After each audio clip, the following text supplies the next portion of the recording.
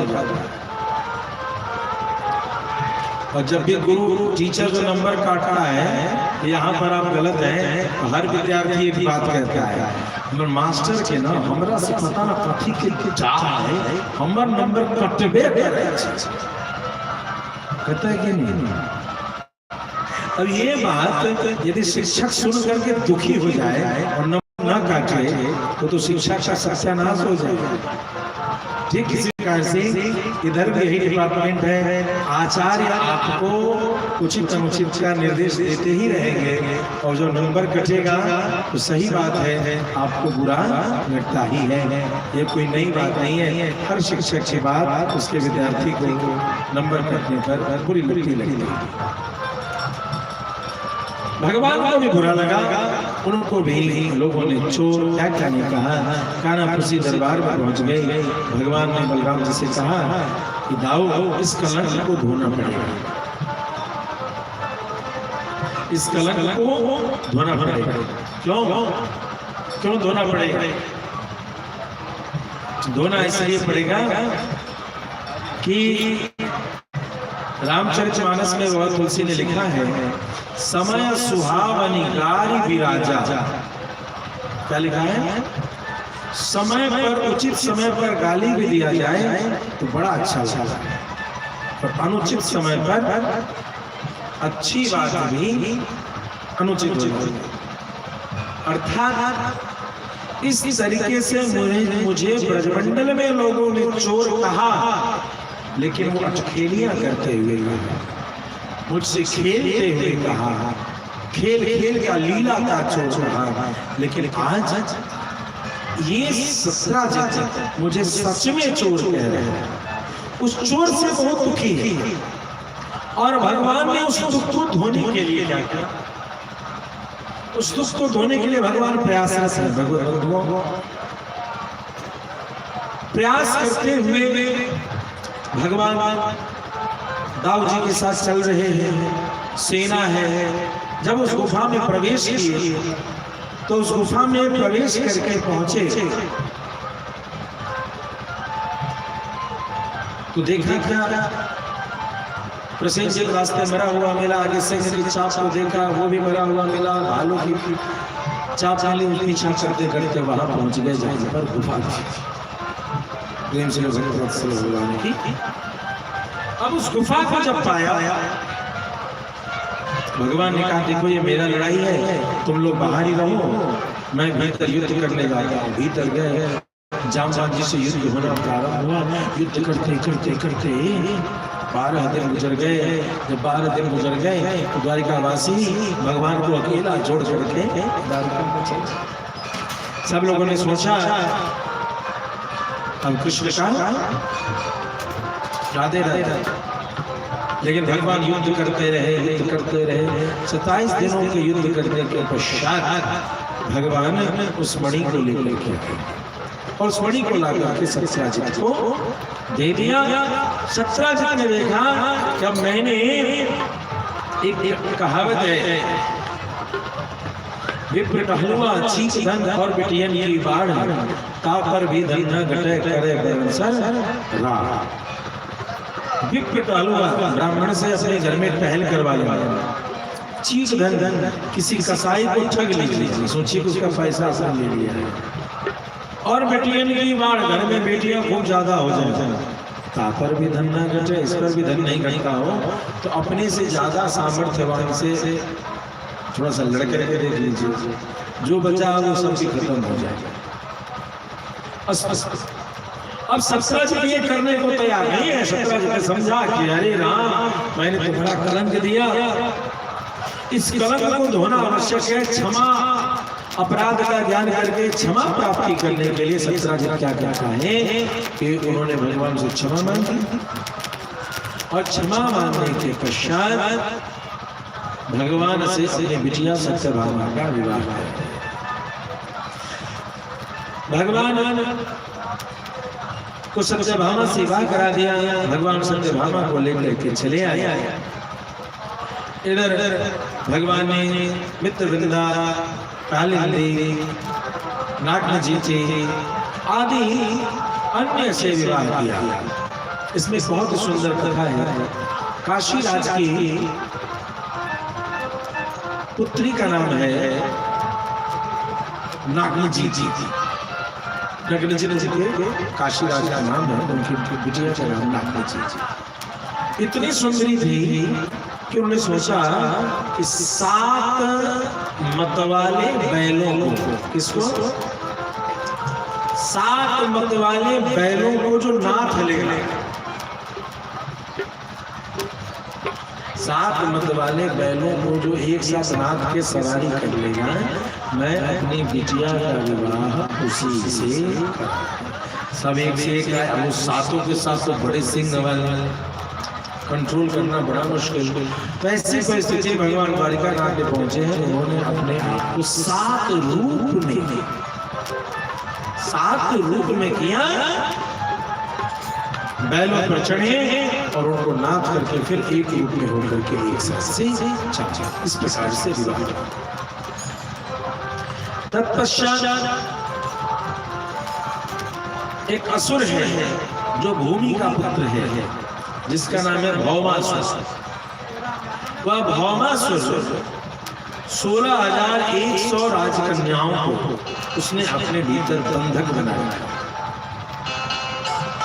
यह जब भगवान को पता चलता है तो भगवान जाते हैं, युद्ध करते हैं और युद्ध करके भगवान को 16,100 को मुक्त करते हैं। तत्पश्चात भगवान को 16,100 के साथ विवाह करते हैं। प्रद्युम्न जी के बेटा का नाम है अनिरुद्ध। प्रेम से भगवत्सल भगवान की क्या नाम है? अनिरुद्ध। नाम याद रहेगा? नहीं रहेगा।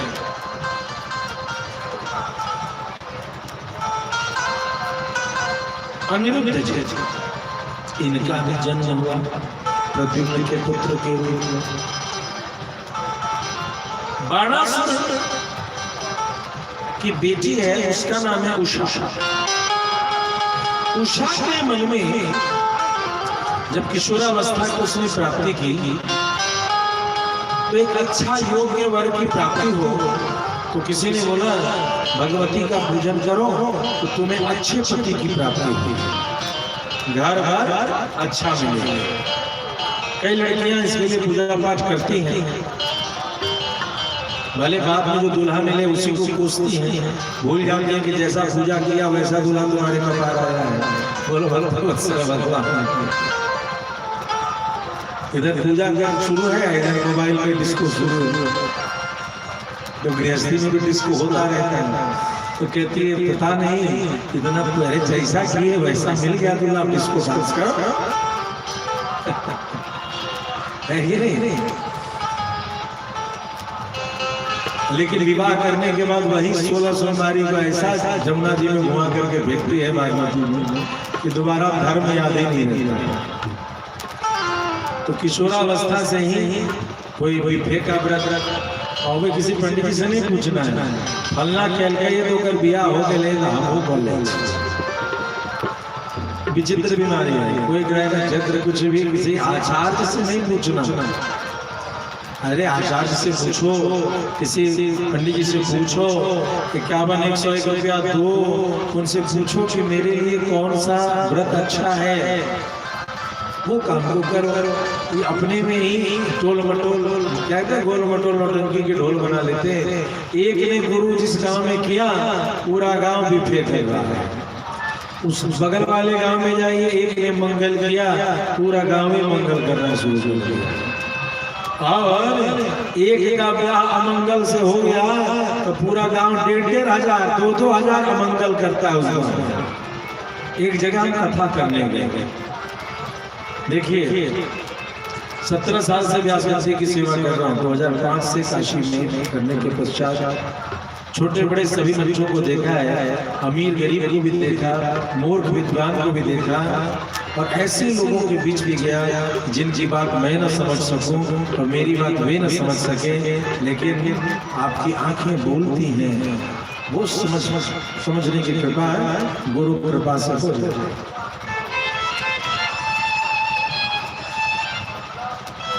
ध्यान देना पड़ेगा। एक जगह अपन गए थे,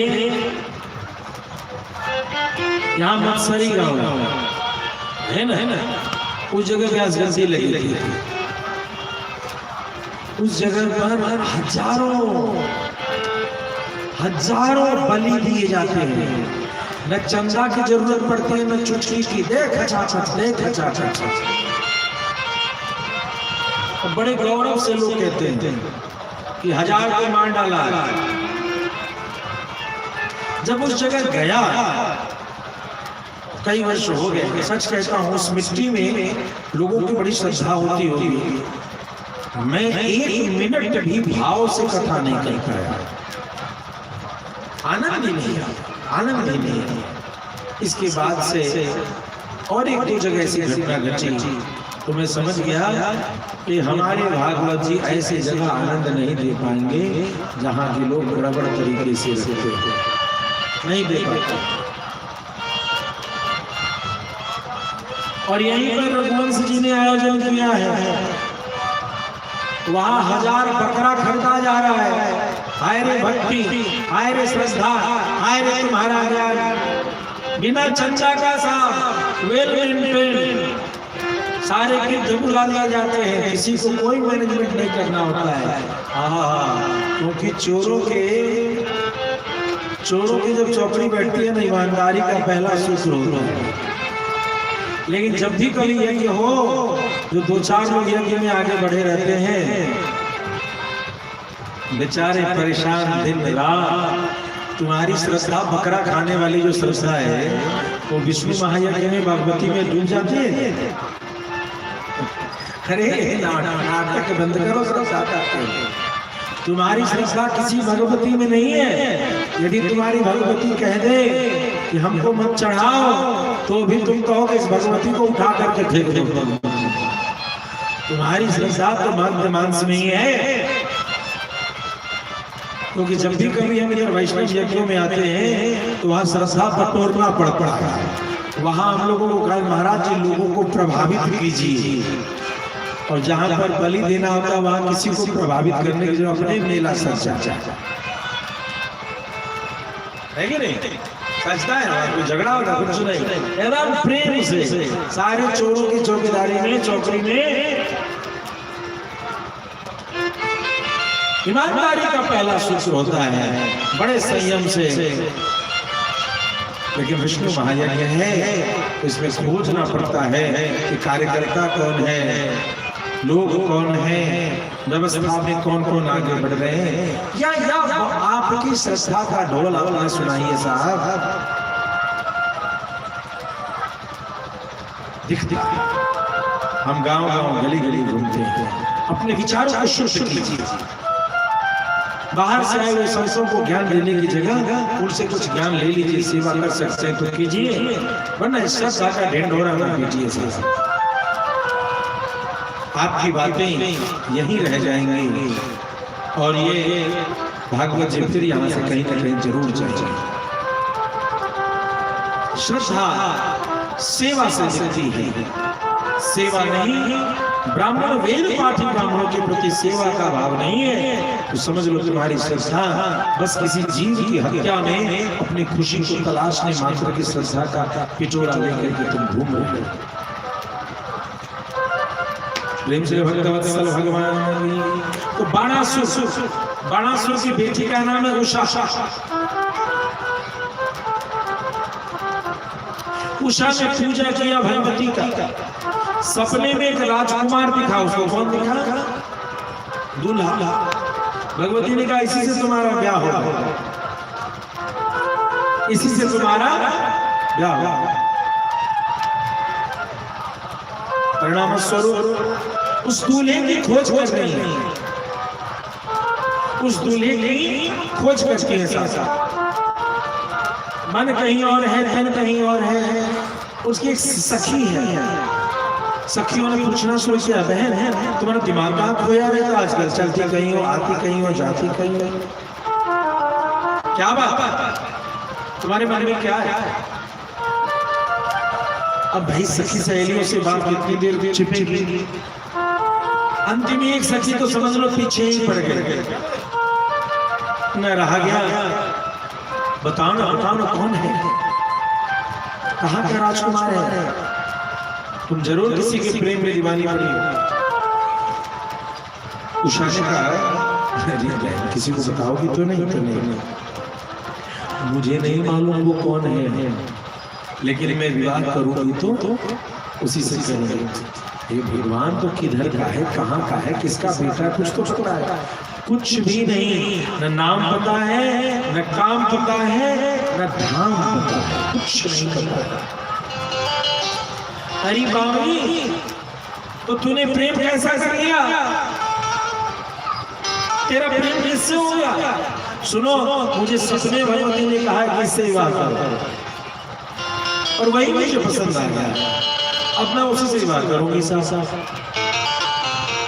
कुछ पता नहीं तो ना। अब उसकी सखी का नाम है चित्रलेखा, वो फोटो बनाती है।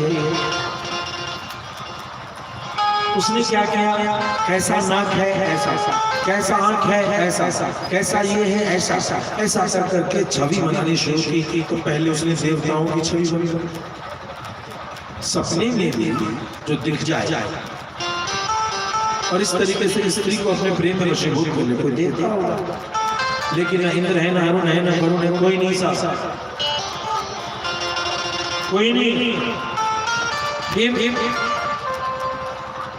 ऋषियों कोई नहीं, फिर बड़े बड़े राजा कोई नहीं।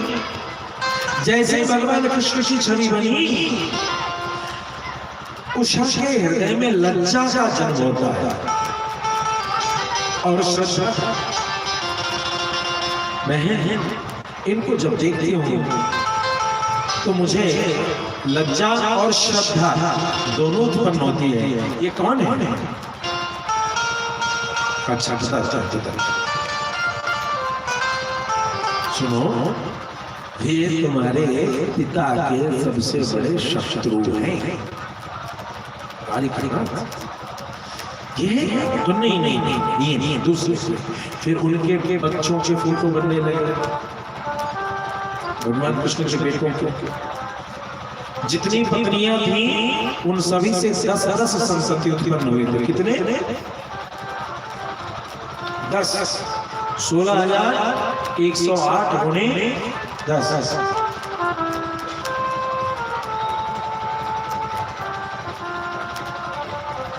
सबकी छवि बनाते जैसे प्रद्युम्न जी की छवि बनी, तो इनके मन में बहुत लज्जा आने लगी, सम्मान का भाव जागने लगा। ये कौन है? मतलब मुझे बड़ी लज्जा आ रही है और मुझे मन करता है कि मैं घूंघट कर लूं, मैं थोड़ा पर्दे कर लूं। इनसे संकोच की भावना उत्पन्न हो रही है। अच्छा, ये पता है कौन? तो कृष्ण के लाडले दुलारे प्रद्युम्न। अच्छा, अब प्रद्युम्न जी के बच्चों की फोटो बनने लगी, और जैसे ही अनिरुद्ध जी की छवि बनी, उषा की आंखों ने खुद कह दिया कि ये वो है। यही क्या? एक बात होती है जिसको कहते हैं मौनम स्वीकृति लक्षण। मौन हो गया मतलब स्वीकार कर लिया। अच्छा, देखो ने पता है ये अनिरुद्ध है, द्वारिका नाथ तुम्हारे पिता के शत्रु है और उनका ये पौत्र है। अब ये शत्रु है या कौन है मुझे पता नहीं, यही मुझे सपने में दिखे थे। बहन, यदि तुम कुछ कर सकती हो तो मेरा इनका ब्याह करा दो। अरे बहन, सपने की बात छोड़ दे, तू इनके चक्कर में मत पड़। भयानक संग तेरा जो है गति बहुत विचित्र हो जाएगी तेरी।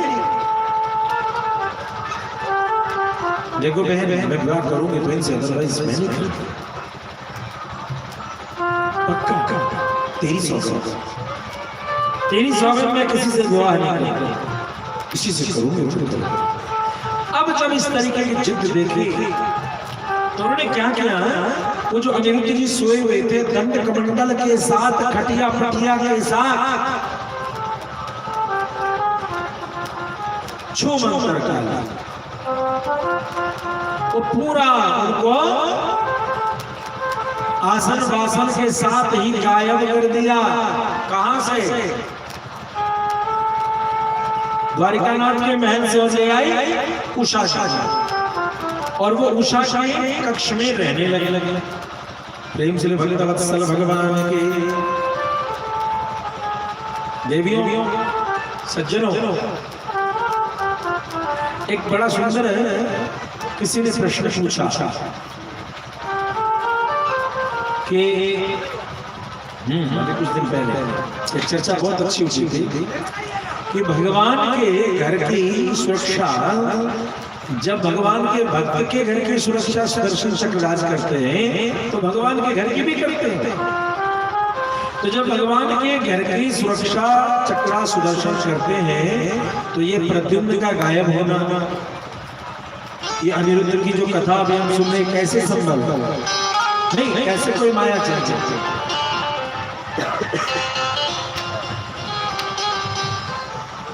ओम नमो भगवते सुदर्शनाय, भो सुदर्शन दुष्टम दारय दारय दुरितम हनन पापम दादा रोगम बर्दय बर्दय आरोग्यम गुरु गुरु ओम राम राम ह्रीम ह्रीम रूम रूम फट फट दादा हन हन भीषय भीषय स्वाहा।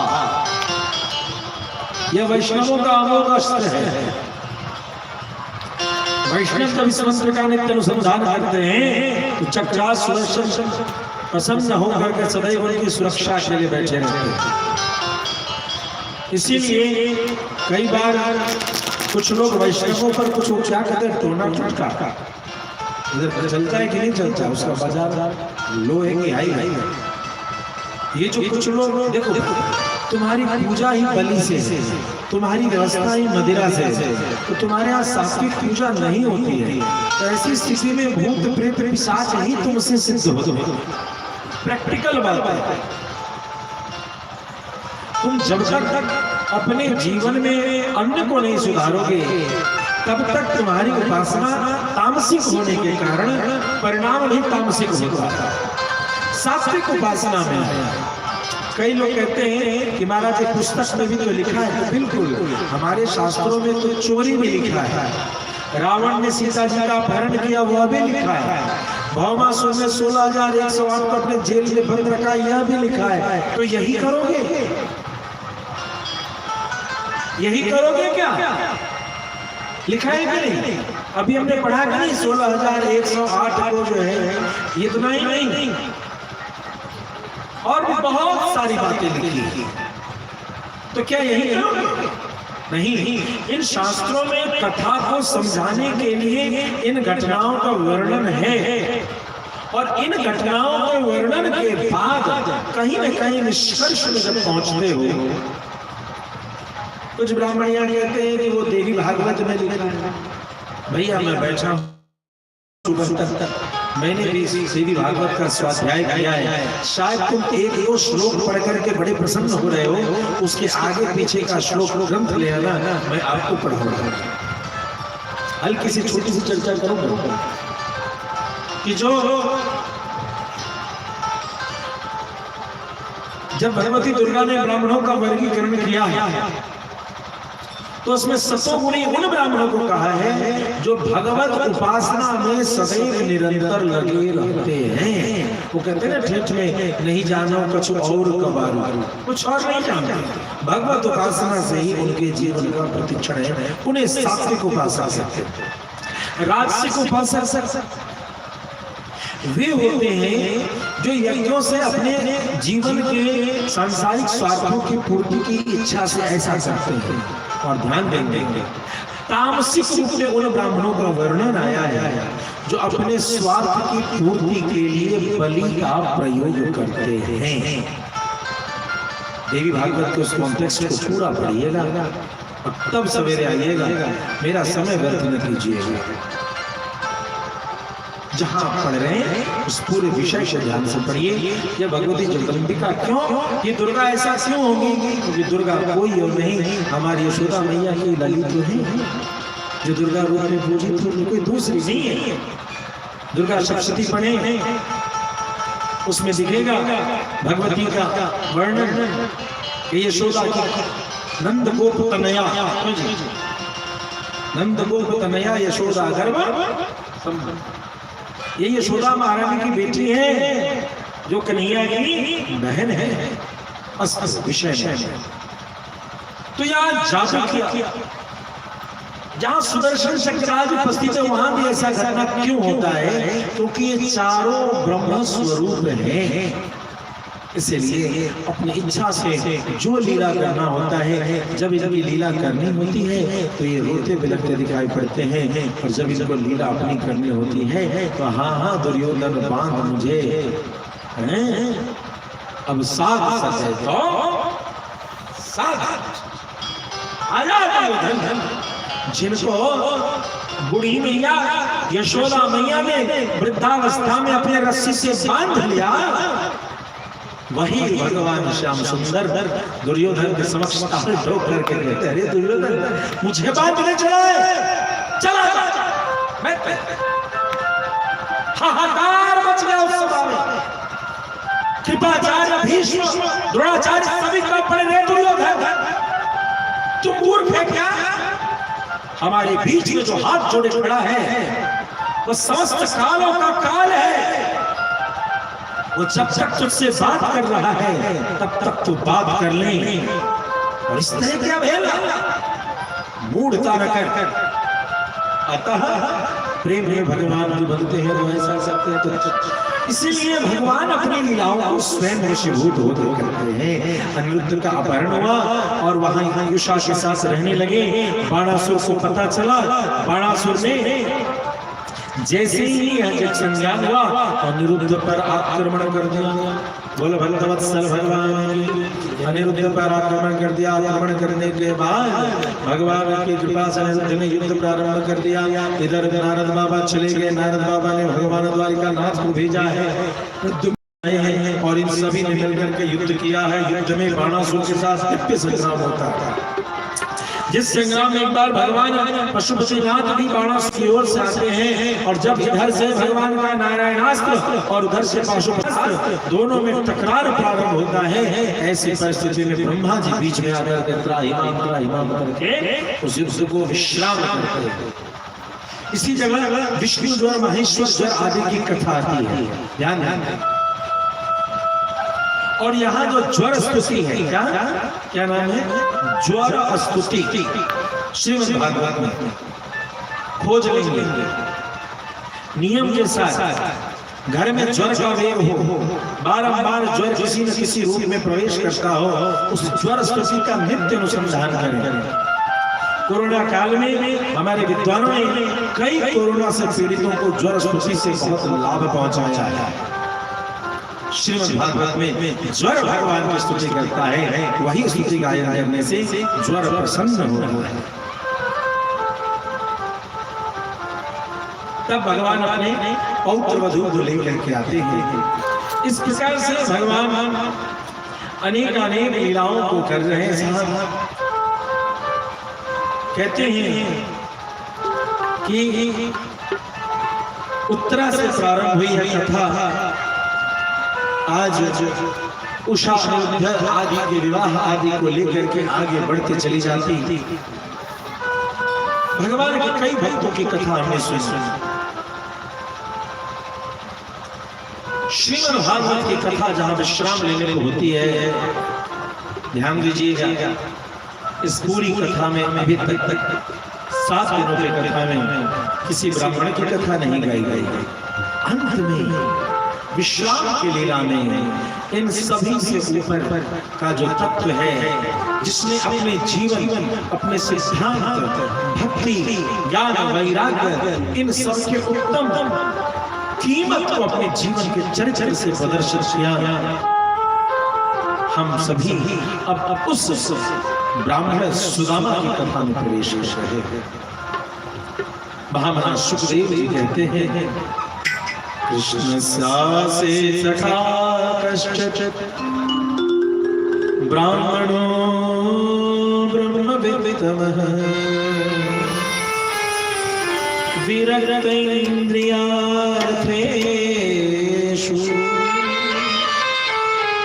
प्रशांतात्मा जितेन्द्रियः। कृष्ण शासी सखा कश्यप। कृष्ण का कोई सखा है, कोई मित्र है, ब्राह्मण है जो ब्रह्म ज्ञानी है और ब्रह्मवित्तमः, जन्म से जो ब्राह्मण है, जन्म से भी जो ब्राह्मण है और ज्ञान से भी जो ब्रह्मवित्त है, ब्रह्म के अनुसंधान में लगा रहता है। विरक्त इंद्रियार्थेषु, इंद्रिय के अर्थों से वह विरक्त है। प्रशांतात्मा जितेन्द्रियः, उसकी आत्मा बड़ी प्रशांत है, बड़ी गंभीर है। जितेन्द्रियः, इंद्रिय पर उसका नियम है, संयम है। उसकी पत्नी के कपड़े जर्जर हैं, उसकी पत्नी के कपड़े जर्जर हैं। तुम्हारे गांव में किसी पुरोहित का घर है, किसी पंडित का घर है, कमजोर हो तो ये नहीं समझना कि उस पंडित का घर कमजोर है। ये समझ लेना ये बताता है कि इस गांव में धर्म का पैरामीटर जो श्रद्धा है वह कमजोर है। क्यों? पंडित के घर का छत कैसे बनता है? बातों से नहीं बनता। बात से बनेगा? जो तुमने दिया है ना वही रूप सामने खड़ा है। इसीलिए जब भी कभी किसी पंडित के घर का, किसी आचार्य के घर का छत छूटा हुआ दिखे वह उसमें आनंद से है। तुम समझ लेना ये तेरा छत छूरा है, तेरे धर्म का छत छूरा है। तूने जो धर्म का आडंबर किया ना जीवन में कि मैं बहुत ही धर्मात्मा हूँ, मैंने वो पूजा पाठ किया है और खूब बढ़िया से किया है, उसका वो प्रमाण है कि उसका छत छू रहा है, क्योंकि तूने हमेशा ब्राह्मण को ठगा है। तुम हमेशा ठगते हो। उस ठगने का परिणाम है वो तुम्हारा पूरे गांव का, पूरे समाज का सर्टिफिकेट क्या होता है पता है? एक मंदिर जिसका छत छू रहा है। बड़े बड़े वीर हैं साहब मुझ पे ऐसे रखने वाले।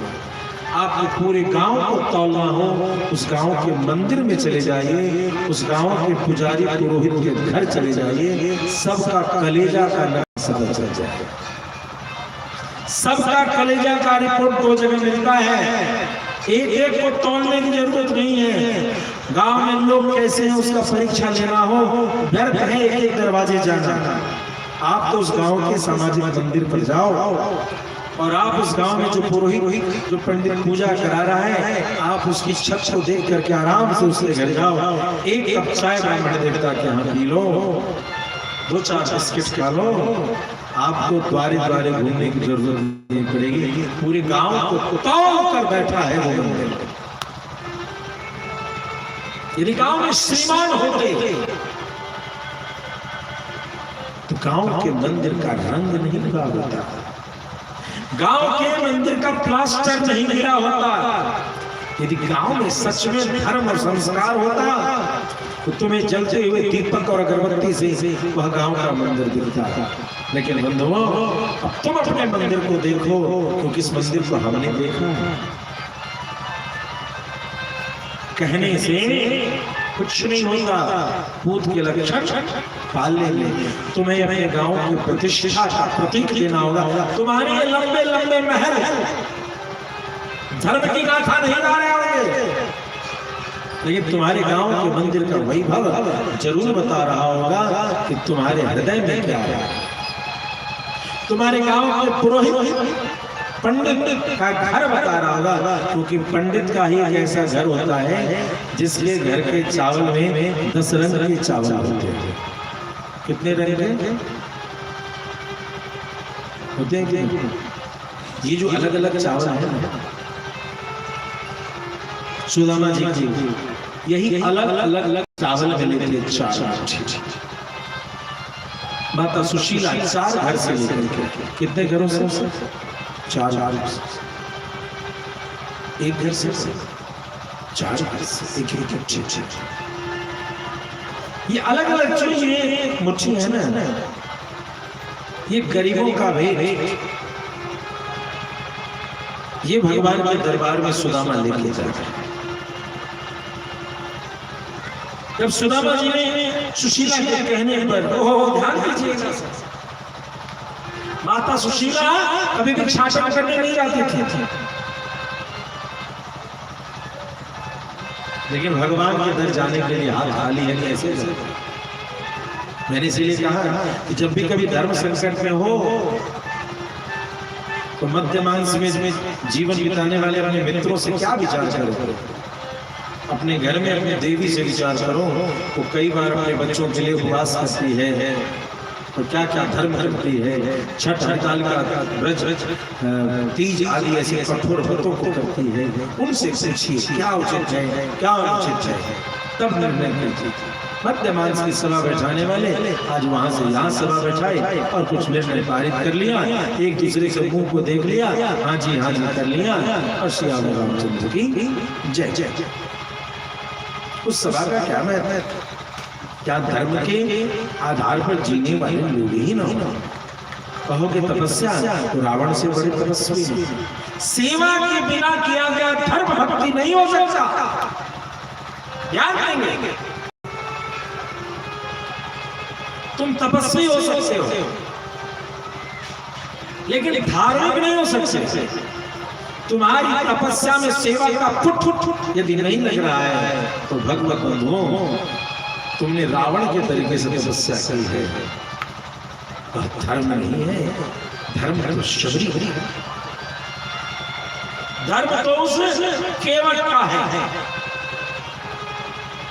धर्म तो सुशिक्षित का है, धर्म तो वो जो बूढ़ी गई घर में कुछ फल लेकर उस भाव को, उस प्रेम को अपने चित्त में बांधता है और चाचा। एक जगह भूख लग रही है, जब भूख लगती है तो सुदामा सोचता है कुआं है, इस जगह कुछ खा लेते हैं और फिर जो है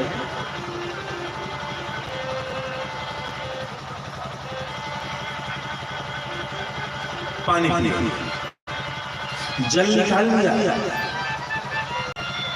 और उस पोटली को खोला। जैसे ही वो चावल का टुकड़ा, तो ध्यान पड़ता है 4 मुट्ठी तो है, वो पूरा का पूरा 4 मुट्ठी चूड़ा मैं ही खा जाऊंगा, तो भगवान को क्या दूंगा? पेट ही तो भर रहे हैं, जल जल जल जल लिया, पेट भरा और उस चित्र से भर लिया।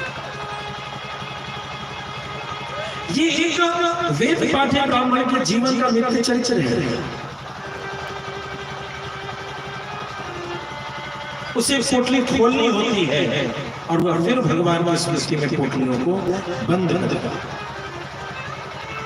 चल चल चल एक जगह थक गया सुदामा जी, लेट गए, सोचे थोड़ा आराम कर लेते हैं, तब आगे बढ़े। फिर आगे बढ़े। कहते हैं तो सुदामा जी को इस स्थिति में देख करके भगवान बैलगाड़ी चलाने लगे। क्या लेकर के आए? बैल। और बैलगाड़ी पर बैठा करके द्वारिका नगरी के द्वार पर छोड़ दिया, बोला ये द्वारिका आगे जा।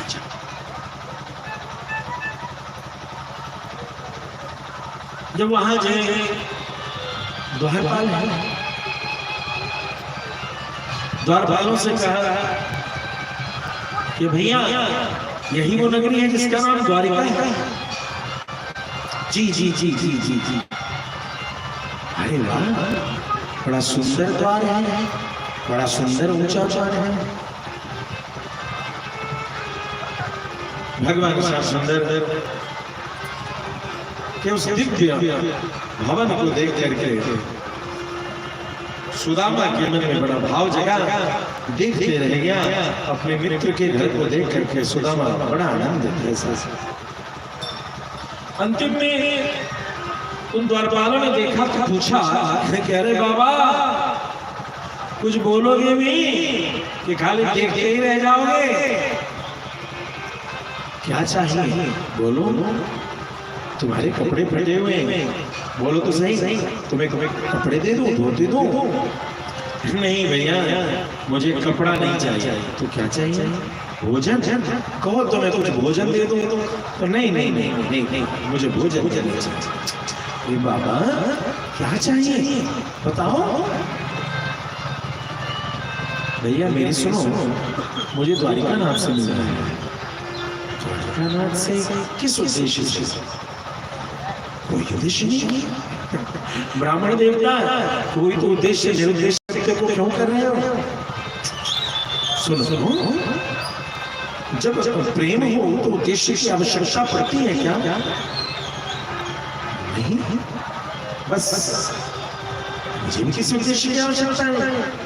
हम बाबा देखने से तुम बड़ी बड़ी ब्राह्मण लगते हो और मुझे लगता है कि तुम्हें प्रेम से ज्यादा धन की आवश्यकता है। अच्छे कपड़े पहन सको तो कहो मैं वो तुम्हें प्रदान करता हूँ। नहीं साहब सुनो, तुम बातें बड़ी बड़ी करते हो लेकिन तुम्हें मेरी सुनो, द्वारिका नाथ से मुझे मिलना है, मुझे और कुछ नहीं चाहिए। आप हो कौन? मैं जाऊं और बताऊं द्वारिका नाथ से? एक ब्राह्मण आता है तक पूछेंगे कौन, तो क्या बताऊंगा? ओहो हाँ अब समझ में आया। भाई उससे मिलने तो कई ब्राह्मण आते होंगे। एक काम करो, तुम जाके बताओ उसे उनका बाल सखा मित्र सुदामा आया है। तो नीचे से ऊपर सुदामा मेरी जागे बहुत तो सही द्वारपाल जाते हैं, सिंहासन पर प्रभु विराजित हैं। बोल द्वारिकानाथ भगवान की। बताओ तो कैसे आना हुआ? कुछ उलझन में दिखते हो। जी क्या हुआ? द्वार पर कौन है? प्रभु ब्राह्मण देवता है। अरे उसके लिए यहाँ क्या आना है? कोष में जाइए और उनको जिस चीज की आवश्यकता प्रदान कीजिए। ब्राह्मणों के लिए कभी मेरे यहाँ यहाँ नहीं है। जाए तो नहीं प्रभु, वो क्षमा करेंगे प्रभु, वो ब्राह्मण देवता विचित्र है। अरे ऐसी याचना है कि जो तुम कहते हो विचित्र है। ब्राह्मण तो याचक होते हैं। क्यों? हम सभी ये जानते हैं ब्राह्मण को याचक कहते हैं। बड़ा सरल। द्वारिका नाथ के भी दरबार में चर्चा चल रही है, सभी कह रहे हैं कि ब्राह्मण तो याचक होता है। धर्म की गिरती हुई सीढ़ियों का स्वरूप है।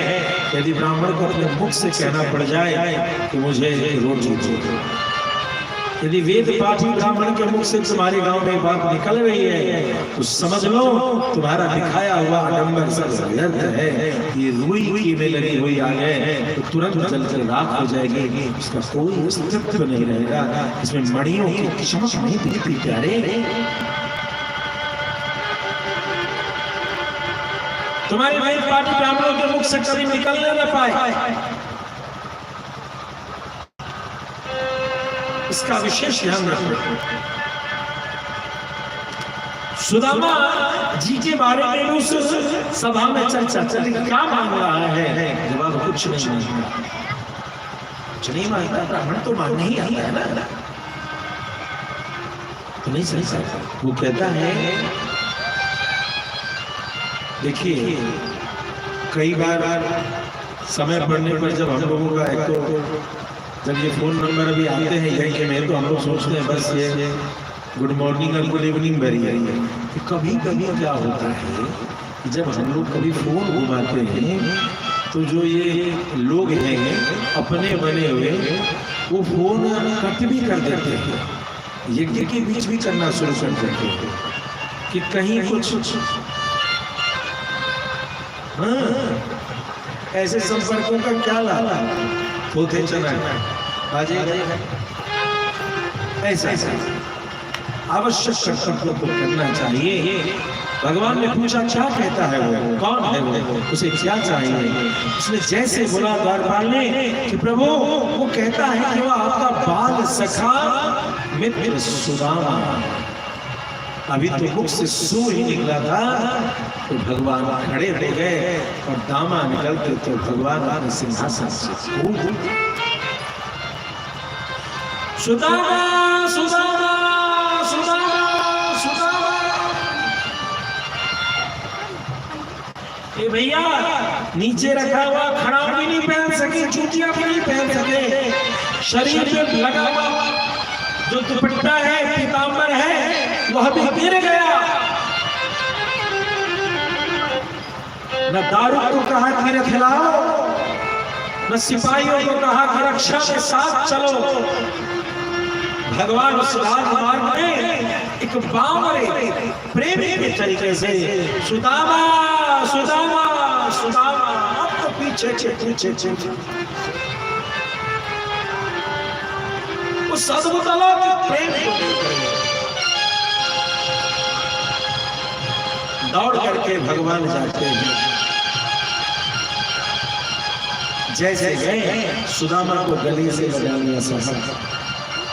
अब सुदामा जी को गले से लगा लिया है और चल कैसे रहे हैं मेरे बदन, चल कैसे रहे? सुदामा की नजरें द्वारिकानाथ के पैरों पर है। किसके पैरों पर? ये सुधरे मन ही मन सुदामा कहता है ये कैसे राजा बन गया, किसने राजा इसको मान लिया? देखो तो बिना जूतियों के चला आया राजा, बिना शिशान के चलता है। फिक्र नहीं ऐसा ये मेरे प्रेम में इसको पाने के लिए आभास ही नहीं रहा कि जूतियां पहने या न पहने।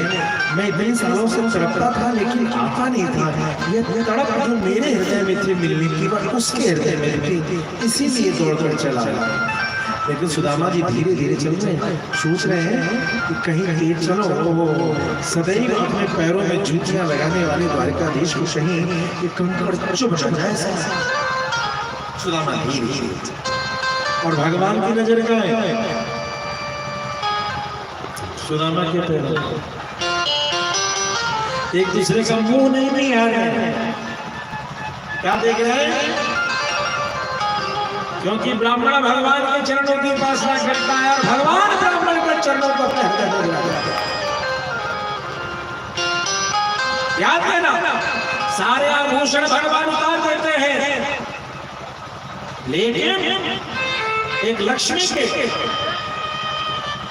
श्रीवत्स चिन्ह को और भृगु जी के चरण चिन्ह को कभी नहीं हटाते।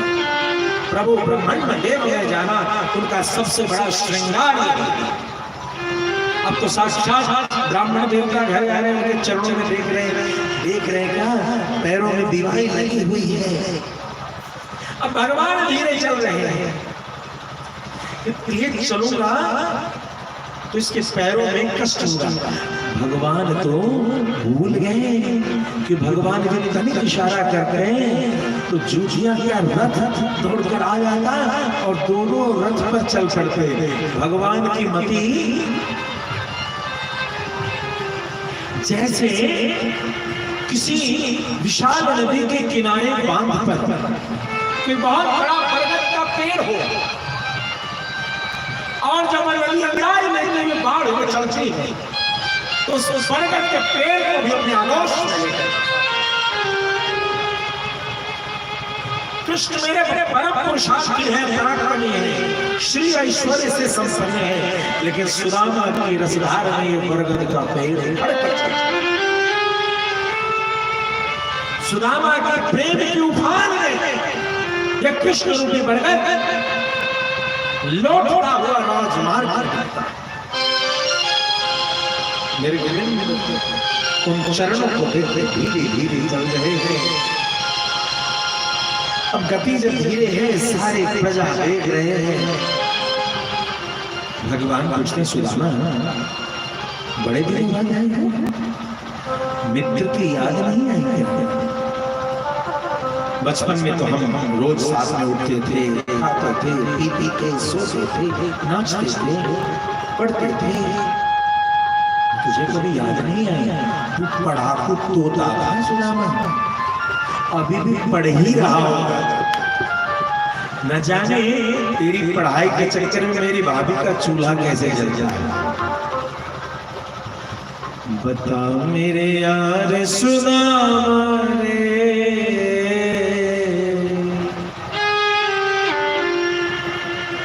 बताओ मेरे यार सुदामा रे, रे भाई गया दिलन में आया मेरी यार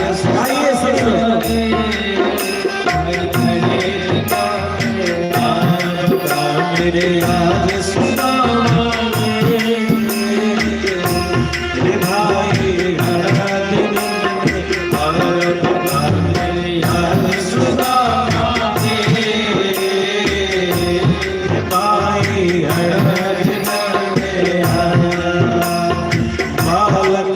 जब आया करता, बालक कर जब आया करता, रोज खेलते गाया करता, रोज खेलते गाया करता। कोई तकरार सुदामा रे, रे भाई मेरे यार सुदामा रे,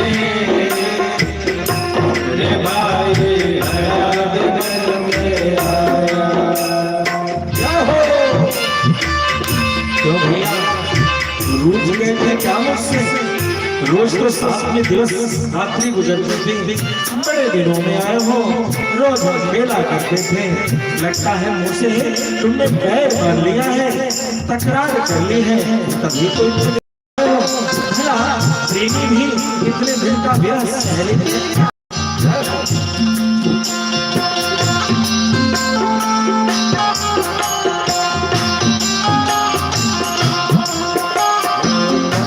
सुना दे तुम कहानी, मैंने सुना दे तुम कहानी, क्यों कर गई, क्यों कर पानी, क्यों कर गई, क्यों कर पानी। मैंने सुना दे तुम कहानी, मैंने सुना दे तुम कहानी, क्यों कर गई, क्यों कर पानी, क्यों कर गई, क्यों कर पानी। देखी आग सुदामा रे, रे भाई मेरे यार सुदामा रे, रे भाई जाओ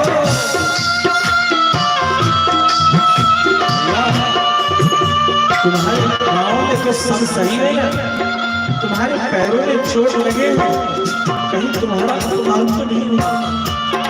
सुदामा क्यों ठोकर खाए हुए तुम्हारे माथे में चोट लगी? कहीं ऐसा तो नहीं कि कुटुंबियों ने तुम्हारा अपमान कर दिया?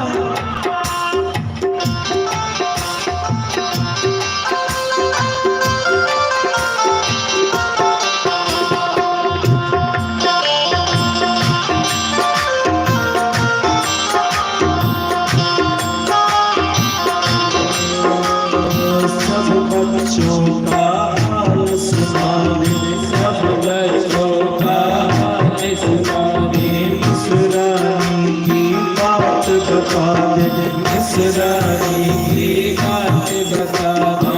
सब बच्चों का हाल सुना दे, सब बच्चों का हाल सुना दे, इस रानी की बात बता दे, इस रानी की बात बता दे। क्यों गया हाल सुदामा रे, दिखाई दिलन में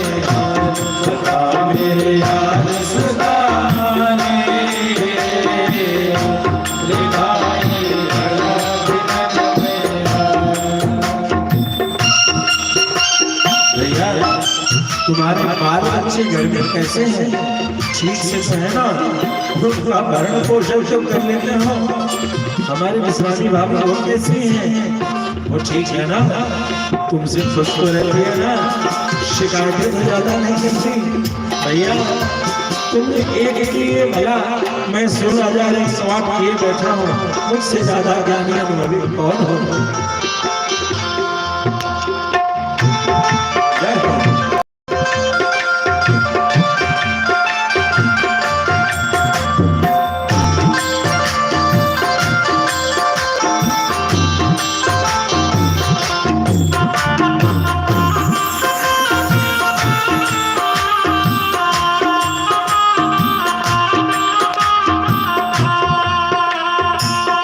चाहिए था तुमने पहले मेरा, चाहिए था तुमने पहले मेरा, इतना दुख नहीं पड़ता खाना, इतना दुख नहीं पड़ता खाना। चाहिए था तुमने पहले मेरा, चाहिए था तुमने पहले मेरा, इतना दुख नहीं पड़ता खाना, इतना दुख नहीं पड़ता खाना। क्यों बोला प्यार सुदामा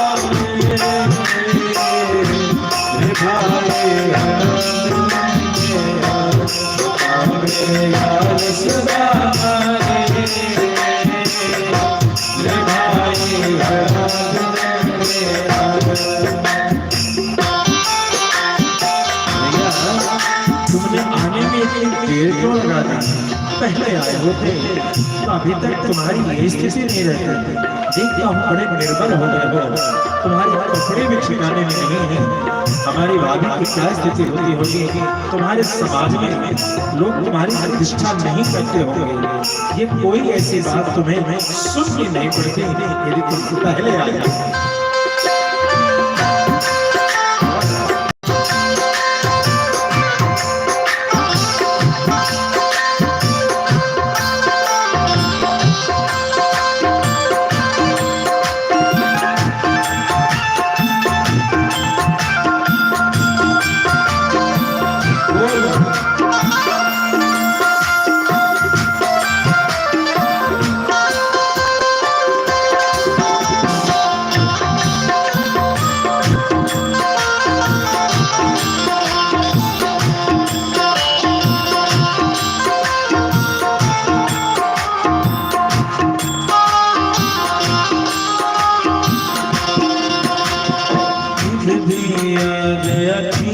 भगत पे गया ठीक भगत पे आजा दर्द जमीन तकत पे आया है जमीन तकत पे। मेरे गोविंद कैसे हैं कि वैकुंठनाथ अपना आसन देते हैं। वैकुंठनाथ भगवान अपने धाम की तो क्या बात है ना, अपना आसन देते हैं। मेरा गया ठीक भगत पे, मेरा गया ठीक भगत पे, आका बैठ जमीन तकत पे, आका बैठ जमीन तकत पे। जिस तकत की शौकत पर, जिस आसन की शौकत पर बड़े बड़े राजा का माथा रगड़ते हैं।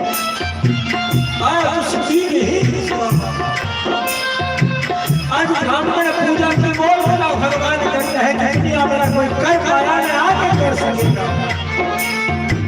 उसी शौकत के ऊपर शौकत उस दिव्य सिंहासन पर उस उसी ही ब्राह्मणों तो ऐसे है कि कृष्ण सुदामा के बैठा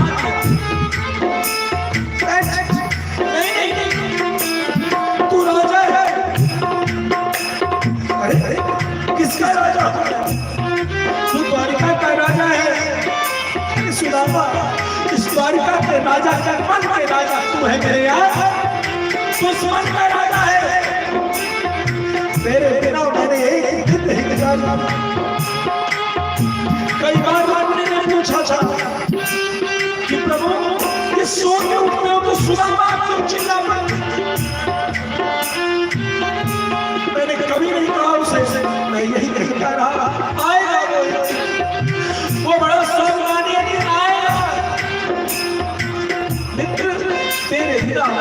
नहीं गई, तेरे बिना मेरी रात नहीं गई।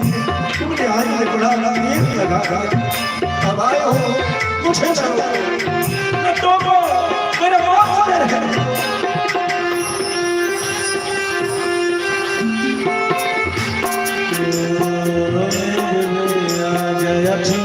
भगत के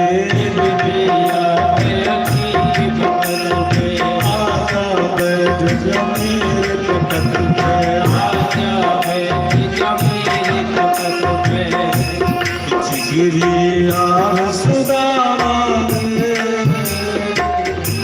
रे भाई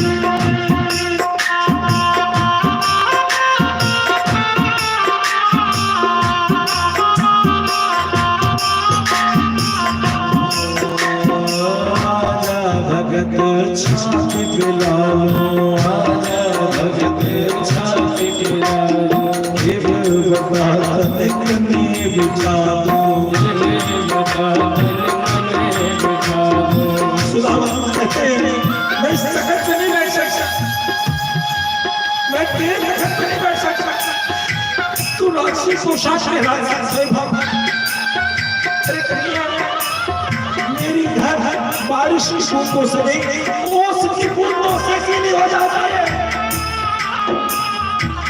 बरसा बरसने की आवश्यकता नहीं है, ये जो ओस टिप टिप चूते हैं इसी से गीली हो जाते हैं। पूरी रात भटकिराई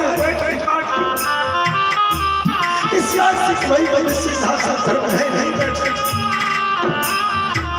कि नहीं अकेले बैठ। समाज के लोग इस गरीब को तूने अपने सिंहासन पर बैठा दिया, मेरा दुर्भाग्य मेरे साथ हो गया है। मेरा दुर्भाग्य तुझे स्पर्श कर जाएगा तो मैं कहीं का नहीं रहूंगा। लोग कहेंगे मित्र बनकर आया था, अपना दुर्भाग्य अपने मित्र के खिलाफ है। मेरे गोविंद कैसे स्वीकार किए, सुदामा ऐसा नहीं, तू मेरा चलिया है, जो मैं हूँ और तू है, तू है वो है। यदि तू दरिद्र है मैं दुश्मन अनुमान होकर दुनिया है। तू बात करता है लकड़ी से बने हुए सिंहासन की, ये स्वर्ण के बने हुए सिंहासन की, इस पूरी ब्रह्मांड में तो जिस सिंहासन की ओर दिखा दे, बता तुझे किस आसन पर बैठना है। 14 भुवन में जिस भुवन का तुझे अधिपति बनना हो, तू धरी अमली करते, मैं वहां का अधिपति को अभी आ जाता हूँ। मेरा मित्र वहां बैठे। आजा भगत साथ पिला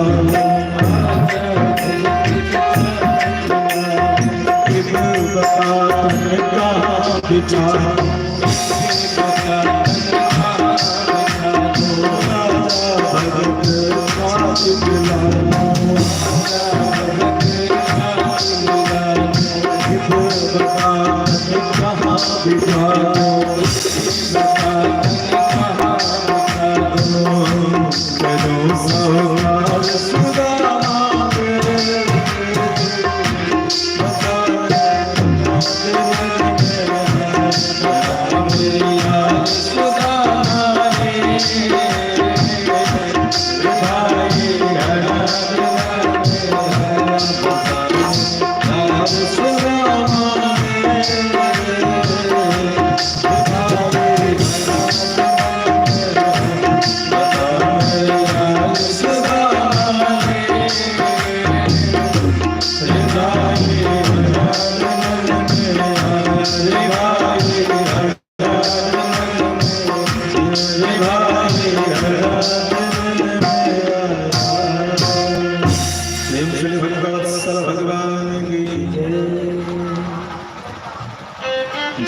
कैसे सुदामा कई बार अपने चित्रे को देख देख के नीचे बैठना चाहता है। मेरे गोविंद कहते हैं तो चल कोई अभी बैठे तो मैं जिस घर में ब्राह्मण को बैठने का आसन न मिले, सच जानो उस घर से तत्क्षण श्री चली जाती है। तुम्हारे घर में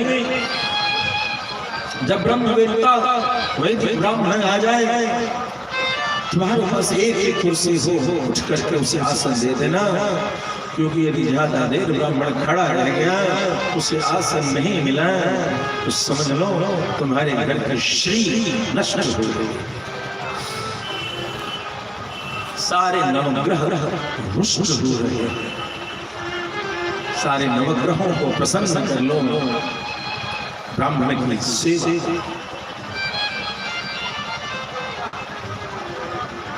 सुदामा रुक्मिणी भगवती रुक्मिणी देखती रह गई। इसी सुदामा का नाम गोविंद रात्रि में लिया करते थे, क्योंकि जब भी कभी सुदामा किसी रात्रि किसी कष्ट के कारण सो नहीं पाता था, मेरे द्वारिकानाथ पूरी रात्रि अपने घर के कोने में बैठकर सुदामा सुदामा सुदामा सुदामा करके कई रात जगा है कृष्ण, लेकिन कृष्ण अपने गौरव में सुदामा हमारे गौरव। भगवान प्रतीक्षा करते हैं कि गोविंद प्रतीक्षा करते हैं कि तुम कब अपनी ओर चलोगे। भगवान स्नेह से मेरी ओर आओ, फिर सुदामा आता ही नहीं। कितने दिनों बाद आए हो गई, पहले क्यों नहीं आए? जब तक जल्लाती थी तब तक तो पात्र में उनके चरणों के नीचे आज गोविंद बैठ गए, और गोविंद बैठ करके पहले छालों को देखते थे। गड़े में काट को कुछ छिपाता है सुदामा, क्योंकि सुदामा जानता है उसका मित्र कैसे। विश्रामी जब कहती थी ना कि तुम जाओ, तो सुदामा कई बार समझाता था, अरे लेकिन तुम नहीं जानते वो मेरा कन्हैया कैसा, या तो मुझे अपने जैसा बना देगा या खुद मेरे जैसा बन जाएगा। पहले भगवान सुदामा के जैसे बन गए, नंगे पांव जा रहे हैं, नीचे बैठ करके उनके पैर लगे हुए कांप निकाला, और इधर आंखों की अश्रुधारा बह रही है। देखी सुदामा की दीन दशा, करुणा करके करुणा, पानी का रात को हाथ छुए, नैन गोदीन सुपग हुए। देखी सुदामा की दीन दशा, करुणा करके करुणा।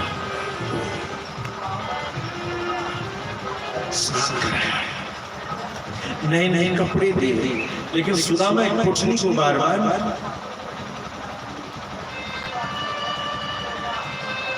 बार ध्यान देते। आप अपने घर में पूजा कराओ, पूजा कराने के बाद बड़ी लंबी लंबी बोलने वाला जो पंडित जी होगा ना, जो पुरोहित होगा, जो तुम्हारे गांव में रहता है, वो देखना तुम्हारे द्वारा दिए हुए जो चावल की पोटली से बड़ा संभाल के रखे, लेकिन इधर उधर न करते। तुमने दिया है कि सबसे सस्ता चावल दे, इसमें इन्वेस्टमेंट कम से कम करो, यही रहती है श्रद्धा, कितना कम में काम चल जाए, लेकिन वही उसको बहुत ज्यादा मान करके उसका संरक्षण करता है। सुदामा आज भी तुम्हारी साथ है। सुदामा उस पोटली को लेकर छुप छुप भगवान ने कहा, भैया ये पोटली में क्या रखा, इस पोटली में क्या रखा गोविंद?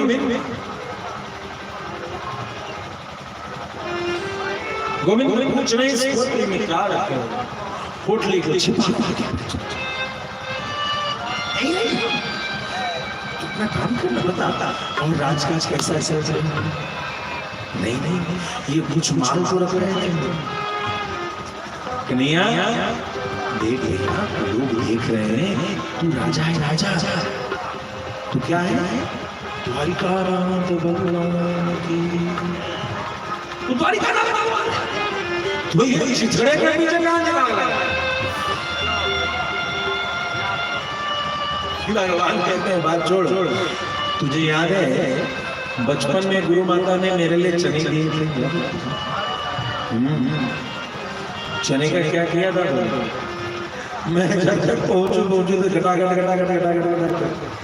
मुझे तो ऐसा लगो सुदामा तू वैसा ही है कि मेरी भाभी का कुछ तो संस्कार अलग होगा, तो चाल चलन कुछ अलग होगा।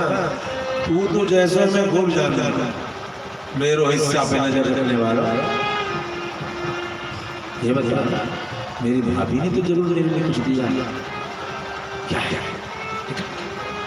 तो नहीं ला सकता, भाभी ने दिया। चीना जब ने उसको छीन लिया और छीन करके उस पोटली को बोल और उस पोटली को खोल करके एक मुट्ठी उसमें से निकाल भगवान गोविंद ने एक मुट्ठी वो चूड़ा,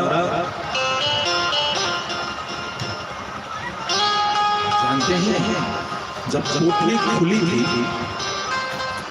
4 घर से चूड़ा आया। कितने घर से? कोई चूड़ा कतरनी, कोई चूड़ा बासमती, कोई चूड़ा मंसूरी, कोई चूड़ा सोनम लंबा वाला, सुगंध वाला, चौड़ा वाला, छोटा वाला, अलग अलग तरीके के चूड़ा को देखकर उस प्रेम के भेंट ने और सुशीला का भेंट ने बता दिया उसके घर में क्या है। ये जो आपने दिया है ना भगवान को, ये आपके सामर्थ्य की प्रस्तुति है। भगवान को ये सर्टिफिकेट देते हैं, ठाकुर जी तुमने मुझे जिनका चावल दिया वो तुम्हें चढ़ा रहा, तुमने मुझे कोटा से चावल नहीं मिलता तो मैं नहीं खाता, तो कोटा का चावल चढ़ा रहा। मेरे गोविंद मैं बासमती खाता हूँ, बासमती चढ़ा। जिसके घर में जो है वही तो चढ़ा। चतुराई करने वालों की गिनती नहीं होती है, वो रिजेक्टेड मानता है। जो जैसा है वैसा। उन 4 घर के चूड़े ने बता दिया कि घर की खिचड़ी कैसे बनती है। घर की खिचड़ी में कोई चावल, नया चावल जल्दी पकता है, पुराना चावल देर से पकता है। अभी जो अलग अलग पौवा चावल है मिल करके 1 किलो बने और उसकी खिचड़ी बननी है, तो जो जल्दी पकने वाला है कहीं वो उंगली से दबा तो देर से पकने वाला कच्चा, कहीं देर से पकने वाला हाथ में आया तो जल्दी पकने वाला चोखा। रोज की खिचड़ी है सुदामा के घर की ऐसे, लेकिन बड़े प्रेम से सभी कहते हैं भगवान समझ गए स्थिति। एक मुट्ठी चूड़ा में संपूर्ण धरती में उपस्थित समस्त श्री को भगवान ने उनके श्री चरणों में उपस्थित किया।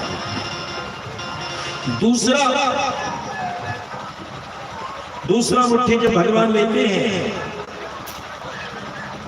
तो भगवान ने उस दूसरे मुट्ठी से स्वर्ग लोक की समस्त ऐश्वर्य संपदा को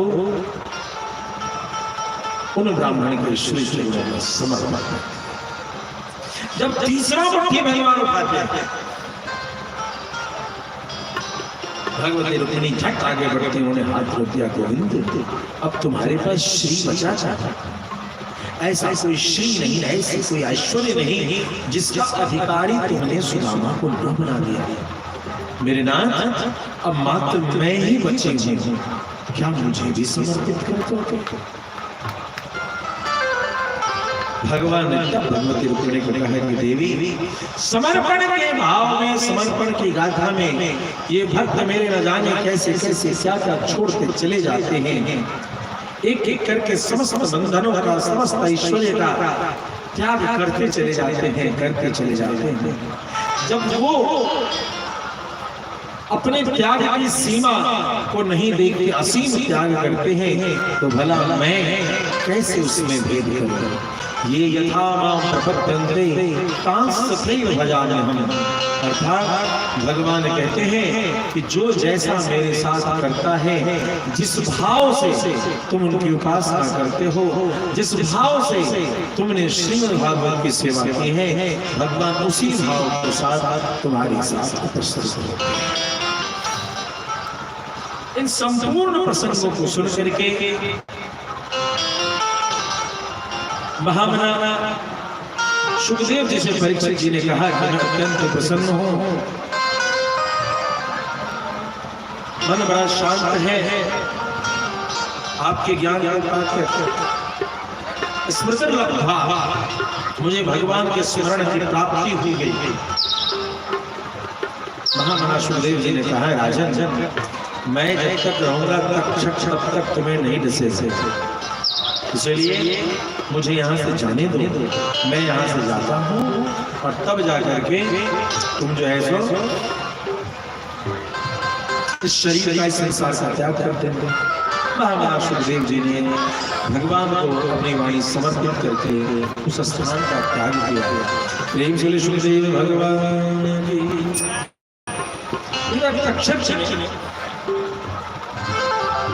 यात्रा प्रारंभ की, समय निकट आया।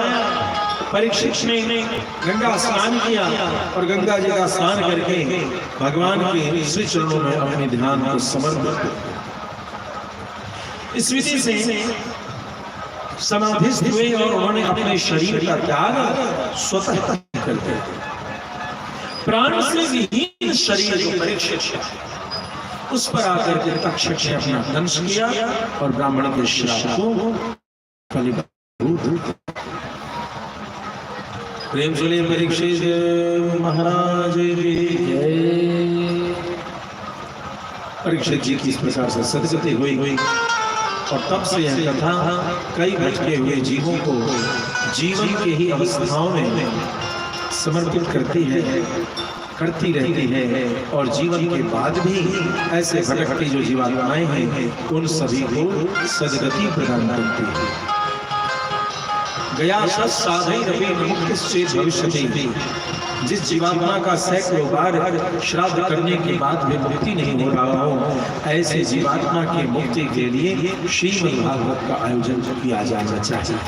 श्रीमद् भागवत दारिद्र्य दुख ज्वरदायितानां माया पिशाची परिपरिवर्तनानां, दरिद्रता के दुख को नष्ट करती है, दरिद्रता के दुख को नष्ट करती है। माया पिशाची परिवर्तितानां, माया की पिशाची का नाश करते हैं।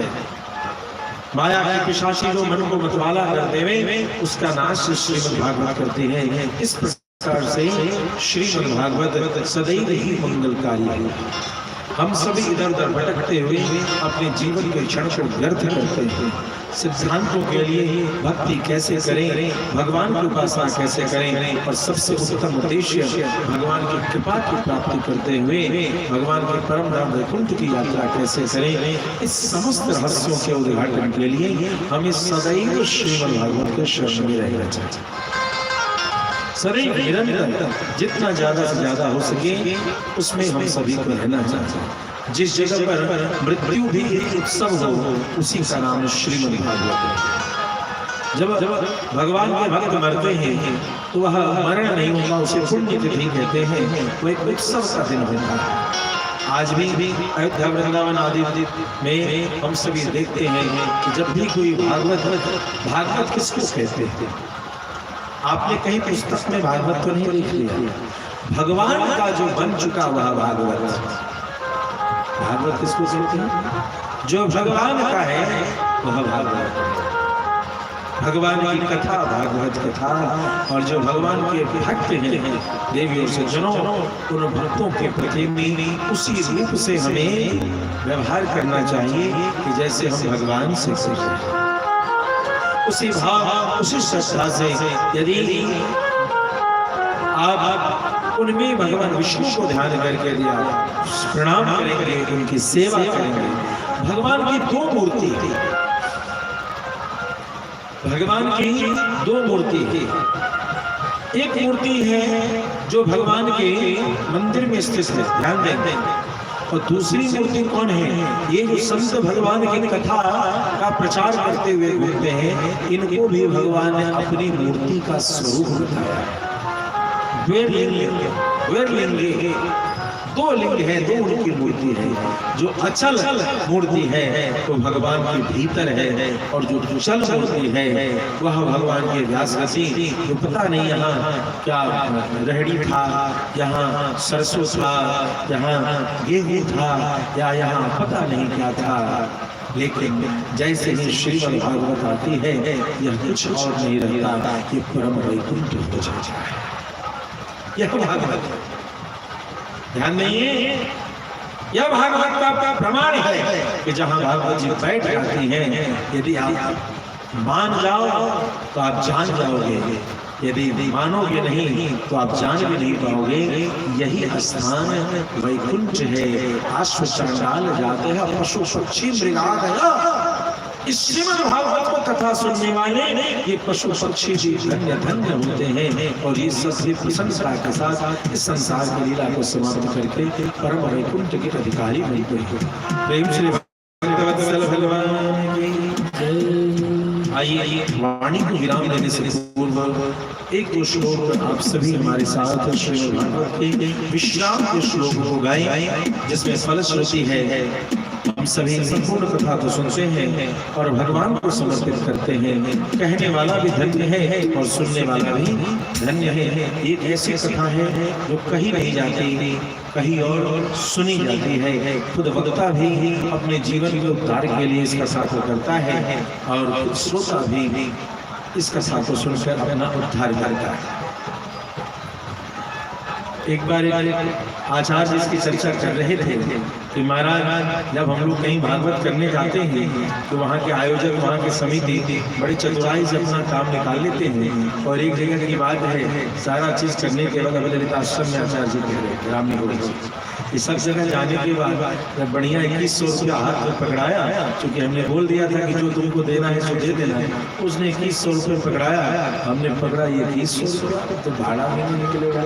अंतिम में उस 2100 रुपया को लेकर के हम वृंदावन आए और हमने भागवत जी को कहा, क्यों प्रभु यही करोगे, घर गृहस्थी कैसे चलेगी? हमारी भागवत जी वहाँ से चली कहाँ, लुधियाना गई, और जो लुधियाना गई तय सारी की सारी क्या कहना, एक कौन कहे 10 गुना वहां पर भागवत जी ने बरसा लिया। यह कल्प वृक्ष है, ये मत लगाइएगा, कभी नहीं लगाइएगा। ये क्या है? याद रखिए कि कल्प वृक्ष है।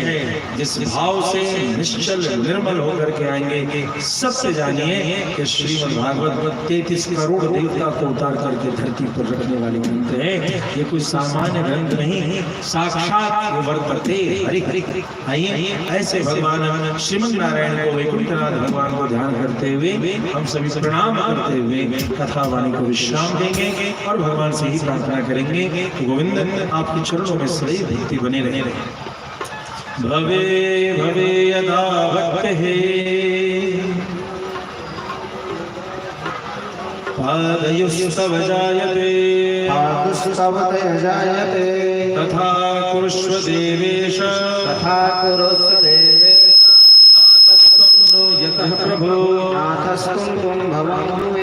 भवे भवे यथा भक्तिः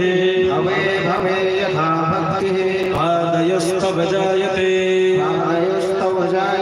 तथा कुरुष्व देवेश नातस्त्वं नो यतः प्रभो नाम संकीर्तनं यस्य सर्वपाप प्रणाशनं प्रणामो दुःखशमनः तं नमामि हरिं परं नाम संकीर्तनं यस्य सर्वपाप प्रणाशनं प्रणामो दुःखशमनः समर्थ समनः तम नमामि हरिं परम तं नमामि हरिं परम् ओम विष्णवे नमः ॐ विष्णवे नमः विष्णवे नमः विष्णवे नमः विष्णवे नमः विष्णवे नमः। आइए हम सभी इसी भाव के साथ कथा को विश्राम देंगे कि प्रभु अब दिल में तीर तो लगा दिए हो मगर छोड़ के मत जाना। तुम मेरे दिल में तुम मेरे दिल में लगा के तीर तीर दूर मत जाइयो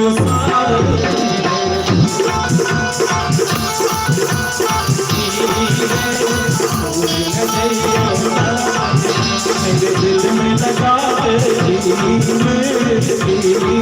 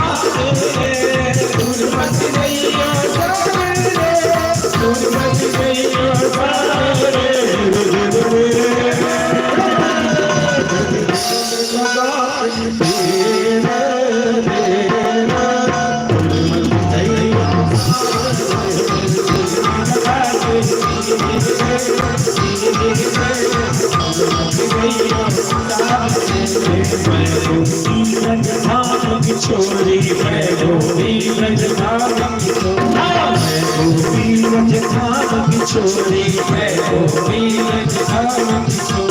होली भाली मेरी होली भाली होली भाली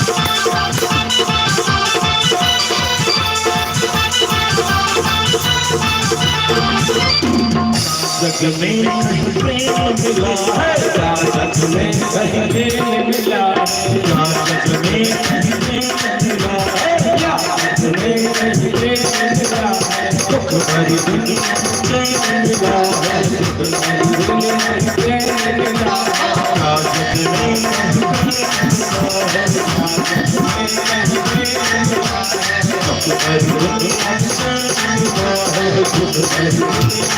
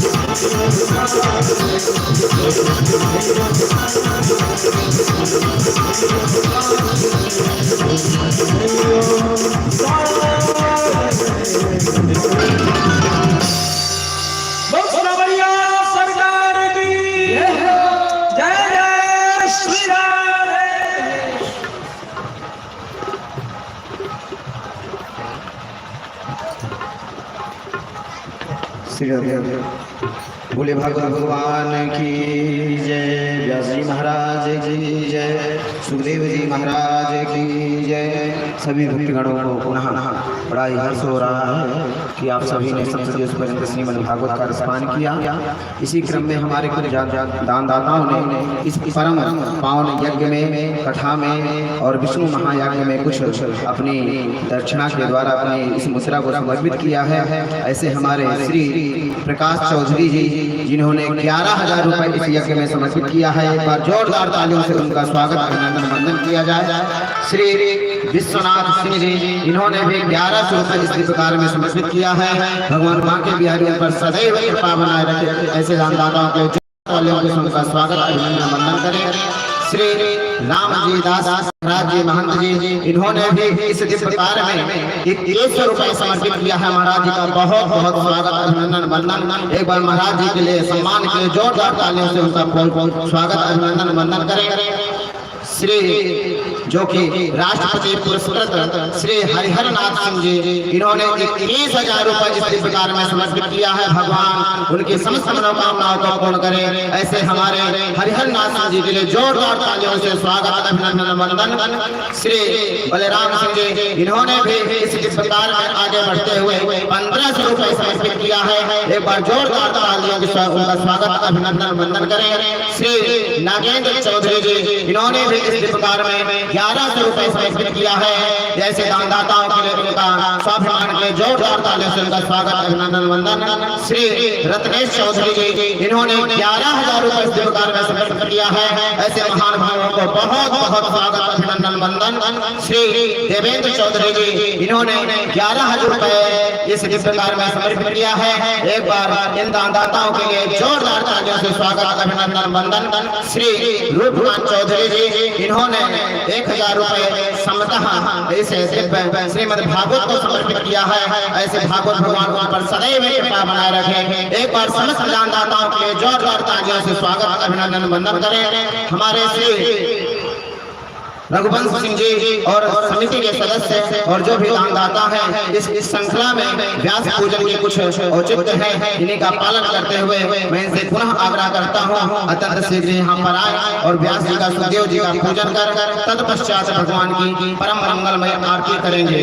जिन समस्त भक्तों ने भी इस कथा का रसपान किया है, तो हमारी ऐसी गुरु परंपरा है कि कथा के श्रवण के बाद में व्यास जी को कुछ दक्षिणा देना चाहिए। ऐसी गुरु परंपरा कहती है कि हम किसी से कुछ भी ज्ञान ले, कथा का रसपान करें, तो यथाशक्ति श्रद्धा के साथ जो कुछ भी हो तो वह आप लोग भी आकर के श्रीमद् भागवत का पूजन, व्यास जी का पूजन कर सकते हैं। हम लोग भजनों का आनंद लेते हुए व्यास पूजन करेंगे। उसके तत्पश्चात आरती होगी और आरती के बाद आप सभी को जो आप सुदामा जी के चावल हैं, ये सभी आपको प्रसाद रूप में मिलेंगे और धन कोष के लिए कुछ धन भी इत्यादि जो यहाँ पर प्रसाद रूप में दिया जाएगा। तो सभी लोग अपने घर में जा करके उन अक्षत को, उन चावल को अपने धन कोष में डालेंगे, जिससे आपके घर में सदा धन धान्य की वृद्धि होती रहेगी। अतः सभी आरती के बाद प्रस्थान ना करें। आज के बड़े हैं, सभी लोग प्रसाद पा करके जाएं। जय श्री राधे, जय श्री श्याम।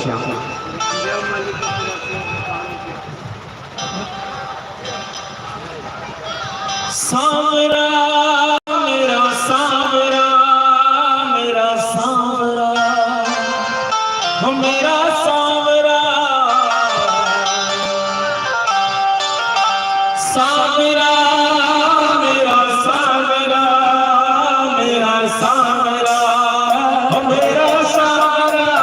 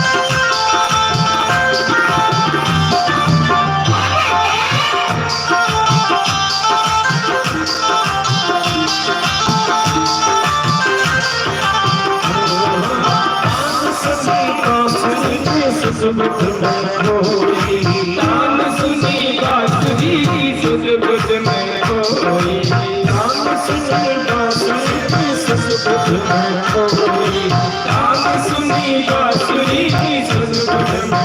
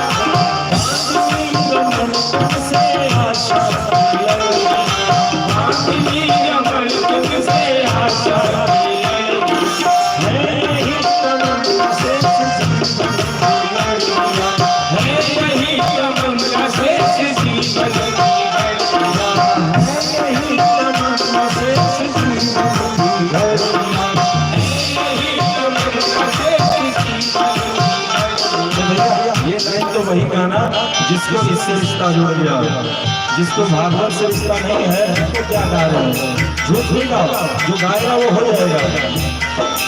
नहीं तमन्ना शेष जीवन की घड़िया, नहीं तमन्ना शेष जीवन की घड़िया,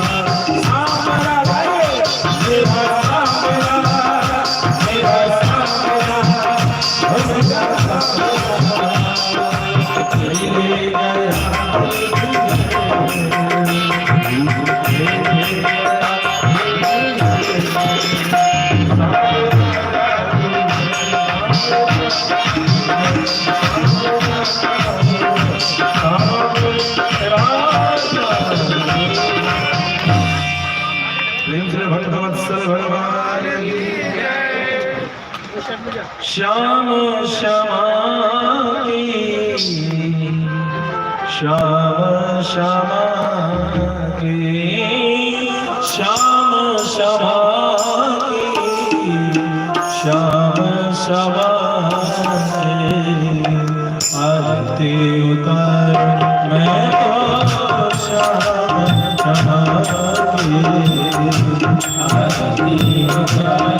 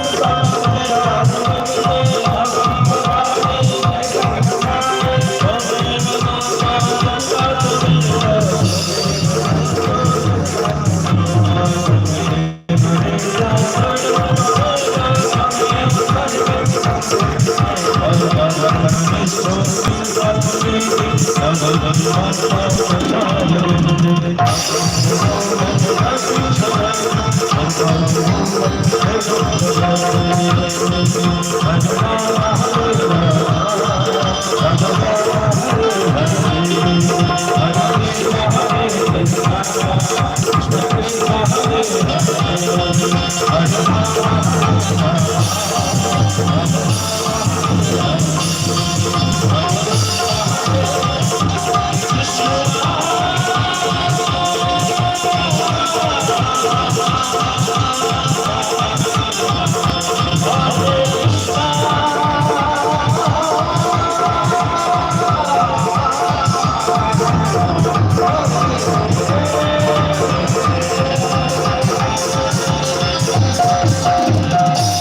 सुजलेन कीर्तिकरण पुष्पादेवाय भद्रमारोग्यार्थे स्वात्माभिवन्दनं मंत्र पुष्पाञ्जलिं ओम जग्नेन जग्नमेदं देवास्तानि धर्माणि प्रथमानः सन्नदेहनाकं महिमानः सन्दतरपूर्वे सास्याः सन्देवाः